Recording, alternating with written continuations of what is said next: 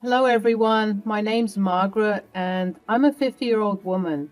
I have a very compelling and cautionary tale to share with you, and perhaps someone can learn a thing or two from my experiences.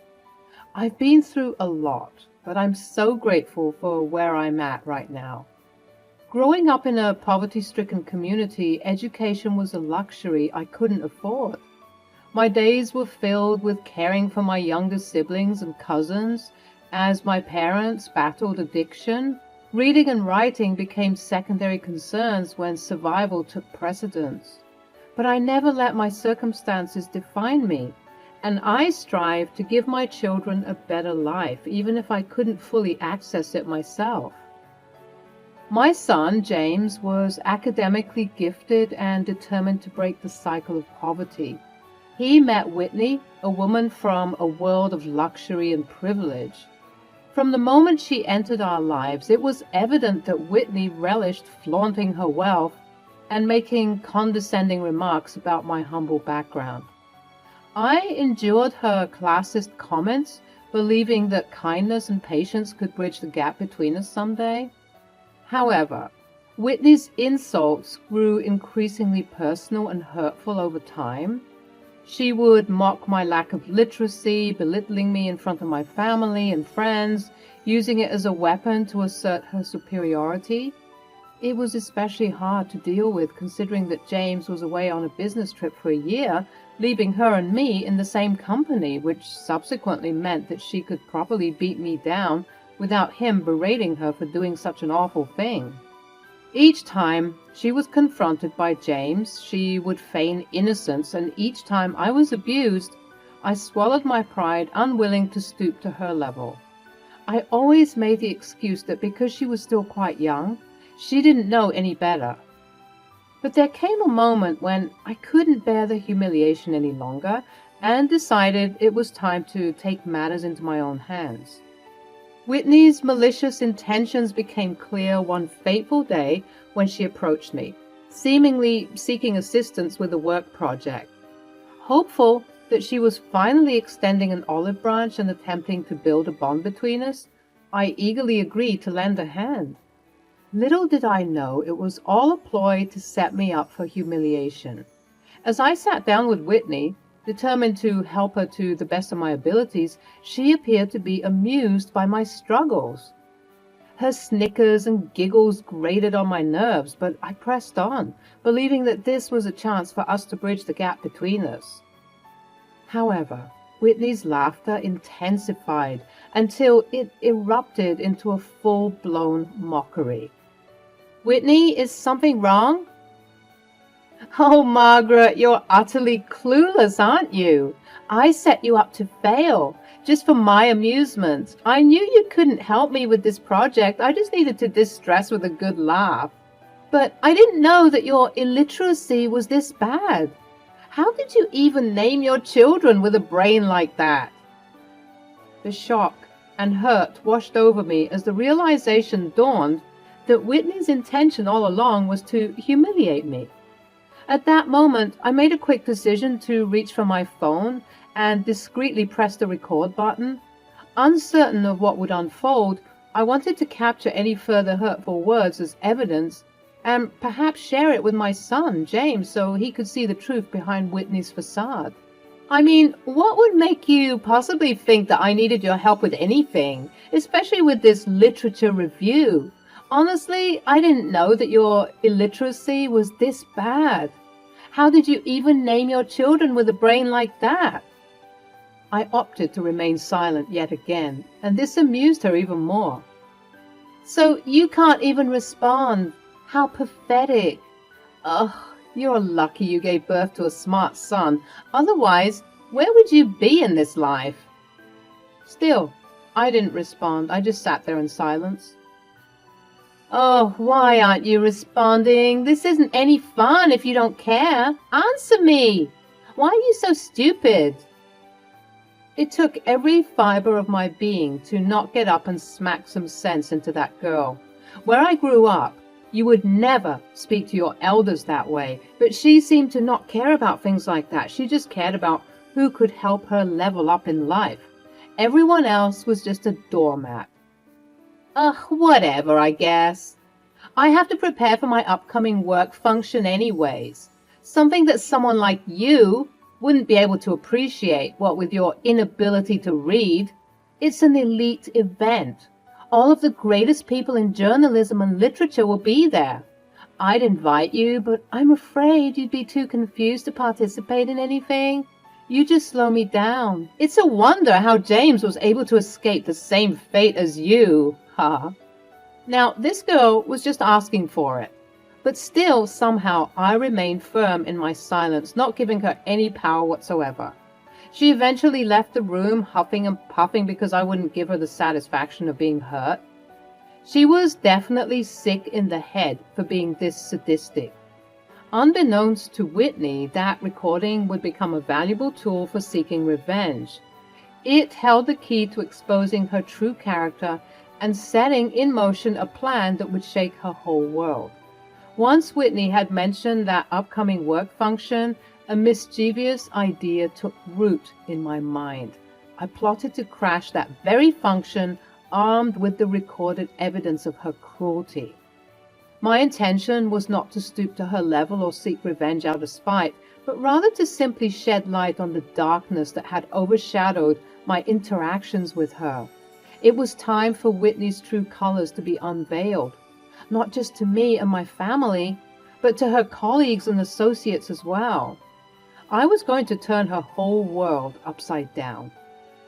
The anticipation leading up to that evening was nerve-wracking, yet I felt a sense of determination coursing through my veins. With the recording safely stored on my phone, I knew I had the power to bring about a moment of reckoning. Before that night, I searched for everything I needed to know to be able to attend such a fancy event. Whitney was right. A lot of socialites and great minds would be at this function. I was a bit nervous considering my background, but this would mean that the revenge I would get would be even sweeter. I readied myself, put on my best outfit, and walked out of my house to attend this event. Once I got inside the function, I was greeted with bright lights and flashy people. These people were fancy. Everything here looked so expensive. I was definitely feeling a bit out of place, but I was on a mission, and I was determined to do something to put this Whitney girl in her place. Suddenly, I felt a strong grip on my shoulder, forcing me to whisk myself around. "What on earth are you doing here? Are you being serious right now?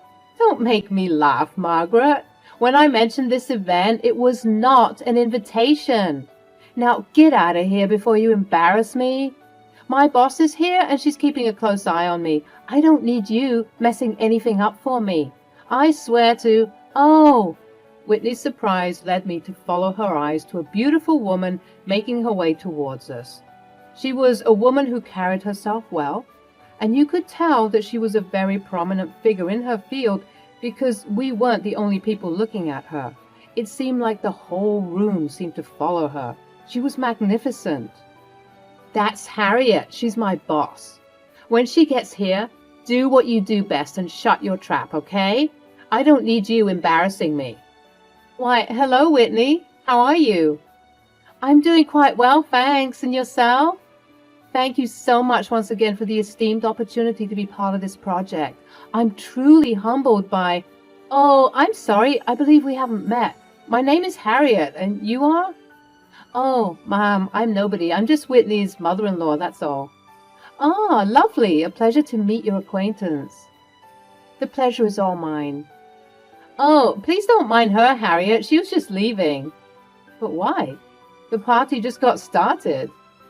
"Wow, you're right. I never get to attend functions like this. I think I'll stay, Whitney. I've changed my mind. Is that all right?" "Oh, well, that's perfectly fine, Margaret. Stay as long as you'd like." "Whitney, I'm going to need to talk to you later. So find me when the event is almost finished, all right?" "You got it, boss." Harriet walked away to meet and greet more people. I was simply impressed with her and her demeanor. But right next to me was a seething cockroach waiting to berate me. "You! I told you to get out of here, and I told you to be silent. But you just can't resist embarrassing me, can you? So you expected me to keep quiet when she was talking to me directly? Are you crazy? Ugh, whatever, just go home. I'm staying. Slightly taken aback by my assertiveness, Whitney left me alone. She stormed off to a dark corner somewhere. I chose to enjoy my time instead of being defeated by Whitney's words. I wandered around the function, appreciating the various works of literature and journalism that were presented before me. Although I wasn't doing too well with the reading from the atmosphere of the various stalls and exhibits, I could connect with the vibes and the ambience of the stories before me. There were some powerful pieces about African and indigenous literature, and it was really beautiful to behold. But after some time, I grew bored of my surroundings. There was only so much I could achieve considering my lack of literacy skills. I stood around not really sure what to do next until I felt someone calling my name. I whipped my head around to find Harriet behind me. Margaret, hello. Oh, hello Harriet, how are you? I'm doing well. The event is going swimmingly. I just saw you wandering around and I wanted to make sure you were all right. Yes, ma'am, I'm doing fine. Well, it's just that, you see, oh my goodness, I'm so embarrassed to even admit this, but I can't read all that well. Oh, do you have eye problems? No, it's not that. I just never learned properly. I didn't grow up in the best circumstances and I couldn't learn. Then I got older and I felt like the opportunity missed me. Oh, I'm sorry to hear that, Margaret. Whitney didn't tell me anything. Yes, well, I'm not surprised. I hope you won't mind me asking, but what are you doing here if you can't read and write all that well? Well, I'm here to reveal some information that I think you might be interested in knowing. Oh? Yes, it's about Whitney. Oh, follow me to a quieter place. All right.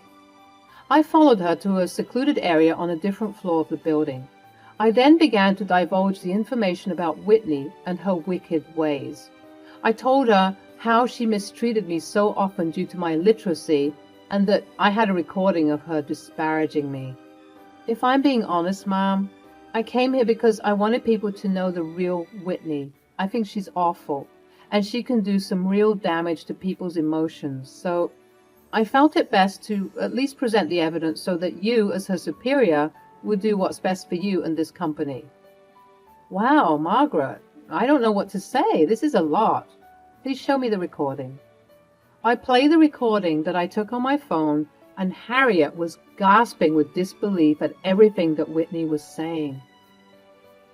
This is horrible. Why would she say those things? That's just the type of person she is, ma'am. She's always talking down on people who are beneath her. This is truly appalling behavior. I'm honestly shocked. Come with me. Where are we going? To teach that brat a lesson. You know, she's always had this air of arrogance on her. She was always acting as if she knew better than anyone else just because she comes from a powerful and wealthy family. But she's not that great. I'm so glad that someone else noticed. I knew she was a spoiled brat, but I didn't know that it was this bad. And honestly, hearing this information makes me sick to my stomach. So we're going to teach her a lesson. We made it back to the main event, and Harriet took me to the media booth where a guy was handling the slideshows. She explained to him that there was something important to say and that I needed to connect my phone to the speakers. Wait, Harriet, you don't intend that I would be the one exposing her here in front of all these people? That's exactly what I want you to do. I simply couldn't. I told you earlier, I'm a nobody. I can't do this. That girl has been walking all over you for God knows how long. This is your moment to take your power back. But what about your event? Won't people be disappointed with such a dramatic display? Offended? They'll be elated to know that we're the type of company that weeds out the bad guys and only brings on the good guys. This will be good press, trust me. The events that unfolded at the function were nothing short of dramatic. Clutching my phone tightly, I took the stage and grabbed the mic. People began to pay attention, and somewhere off in the distance, I saw raging eyes looking at me. Whitney was looking absolutely bewildered, and she began to make her way to the stage, but I was determined to seize this opportunity. Attention! May I please have everyone's attention, please? Thank you. You all don't know me, and you don't need to know me for what I'm about to say. You just need to know that as much as this is an event that celebrates reading and writing, I hope you also know that there is a significant population in this country who don't know how to read and write. And oftentimes, we use these abilities to determine someone's intellect, but that couldn't be further from the truth. Recently, I encountered someone who made me feel inferior due to my inability to properly read and write.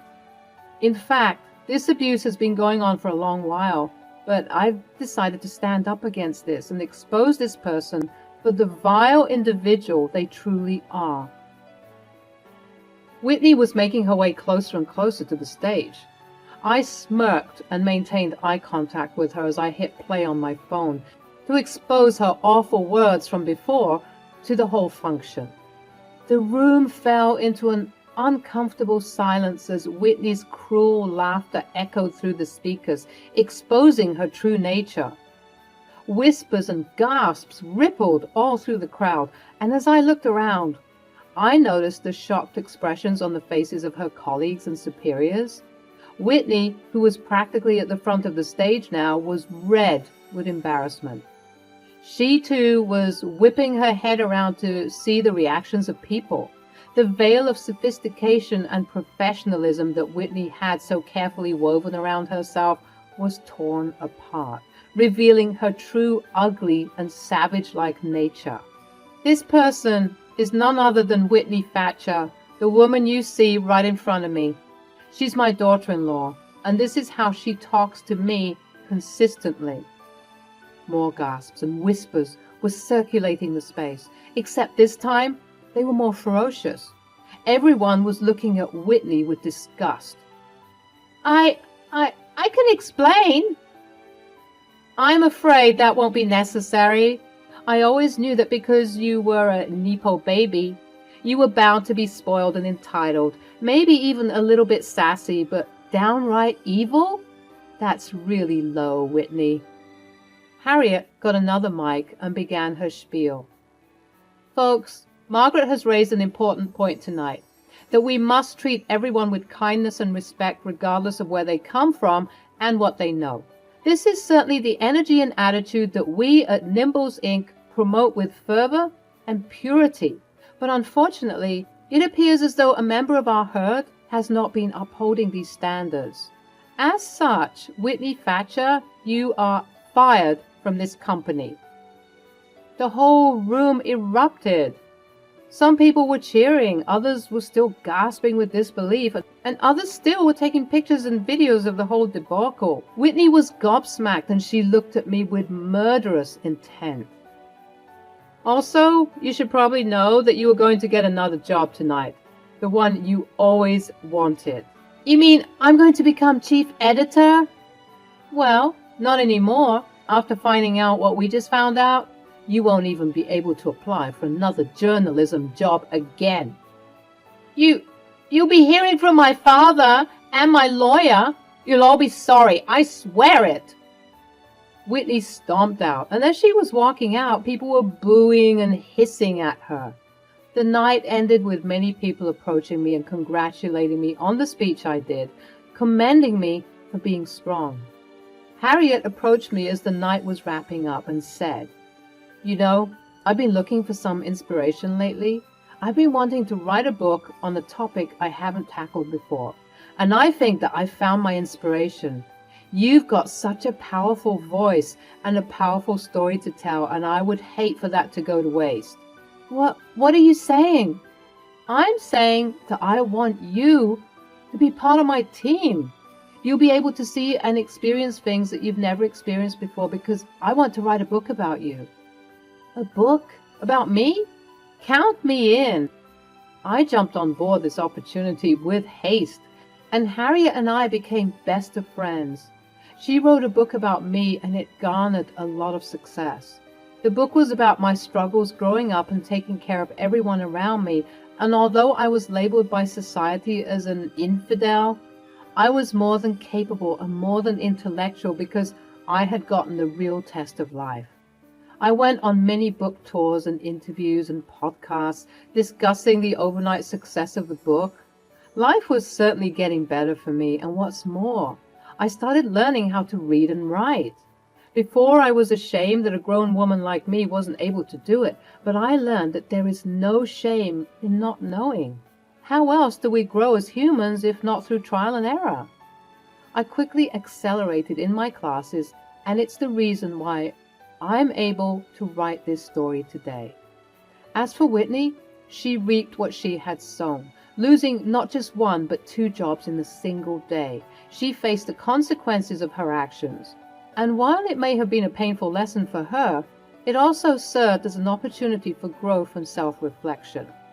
I don't know where she is now because after her debacle gained national notoriety, James had opted to get a divorce from her, finally being sick and tired of her abuse towards me and other people that she stepped on just because she felt like she could. I don't know where she is today, but I do hope that she has learned her lesson. For me, the journey towards bettering myself continues every day. I have gained recognition from my past, and now I can live a lavish and luxurious life, thanks to the practice of being humble and patient. So to anyone who is enduring or suffering any abuse, I promise you, it does get better. You have to keep fighting. And when your opportunity for a way out and a way up presents itself, you need to grab it with all of your might. Because you don't know where you might end up, but it's definitely going to be a blessing.